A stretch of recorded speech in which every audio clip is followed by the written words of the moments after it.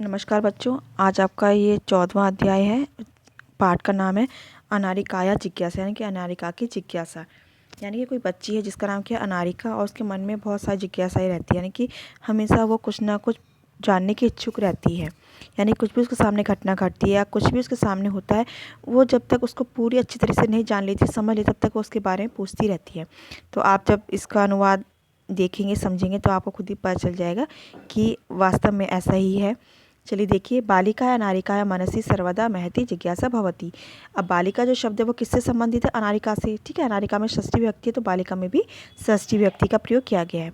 तो बालिका अनारिका के मन में हमेशा बहुत जिज्ञासा होती है, यह बड़ी जिज्ञासा होती है। अतः सा बहुन प्रश्नान पृच्छति, अतः वह बहुत प्रश्नों को पूछती है। तस्य प्रश्न सर्वेषां बुद्धि चक्रवत भ्रमति, उसके प्रश्नों से सबकी बुद्धि पहिए के समान घूमती है। यानी इतने प्रश्न करते हैं कि हर कोई चक्कर खाने लग जाता है, हर किसी को चक्कर आ जाते हैं। प्रातः उत्थाय स अनुभवत यत् तस्या मनः प्रसन्नम न अस्ति। अतः प्रातः क्या हुआ, उठकर उसने अनुभव किया, यत् की तस्या मनः, उसका मन प्रसन्न नहीं है। मनोविनोदाय स भ्रमितुं गृहात् बहिः अगच्छत्, मन को प्रसन्न करने के लिए वह घूमने के लिए घर से बाहर आई। भ्रमण काले सा अपश्यत, घूमते समय उसने देखा, यद की मार्गा सुसज्जिता संति, मार्ग सजे हुए हैं। सचिंतति, वह विचार करती है, सोचती है कि मर्तम एवं सज्जा, किस लिए ये सज्जा है, यह सजावट है। सा अस्मरत यत अद्य तु मंत्री आगमिष्यति, वह उसे याद आया कि आज तो मंत्री आएंगे। स अत्र किमर्थम आगमिष्यति, वह यहाँ किस लिए आएंगे। इति विषय तस्य जिज्ञासा प्रारब्ध, इस विषय में उसकी जिज्ञासा आरंभ हो गई। गृहम आगत्य सा पितरम पृच्छत, घर आकर, आगत्य आ गया ना, तो आ इसमें उपसर्ग है, तो हमारा कौन सा प्रत्यय हो गया इसमें? लिय प्रत्यय, क्योंकि जिस धातु में शुरू में उपसर्ग आ जाता है वहाँ पर हम कौन सा प्रत्यय लगाते हैं? लिय प्रत्यय। ठीक है, आकर उसने पिता को पूछा, पिता मंत्री किमर्थम आगच्छति, पिताजी मंत्री किस लिए आ रहे हैं?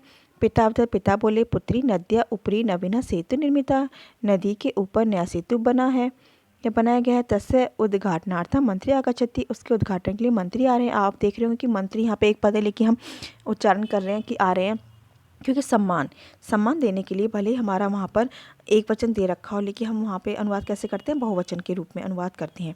ठीक है, तो मंत्री आ रहे हैं। अनारिका पुनः पृच्छत, अनारिका ने दोबारा पूछा, पिताजी किम मंत्री सेतु निर्माणम अकरोत्, क्या मंत्री ने पुल का निर्माण किया? पिता ने बोला, नहीं पुत्री या नहीं बेटी, सेतु निर्माणम कर्म करा कुर्वन्, पुल का निर्माण तो मजदूरों ने किया, यह कर्म करो ने किया। पुनः अनारिका प्रश्न आसीत, दोबारा अनारिका का प्रश्न था, यदि कर्म करा सेतु निर्माण अकुर्वन्, यदि मजदूरों ने सेतु यानी कि पुल का निर्माण किया, तथा मंत्री किमर्थम आगच्छति, तो मंत्री किस लिए आ रहे हैं? पिता ने बोला, यह तो ही स अस्माकं देशस्य मंत्री, क्योंकि वे हमारे देश के मंत्री हैं। पिताजी सेतु निर्माणाय प्रसरानि कुतः आयान्ति, निर्माण के लिए यानी कि पुल के निर्माण के लिए पत्थर कहाँ से आते हैं?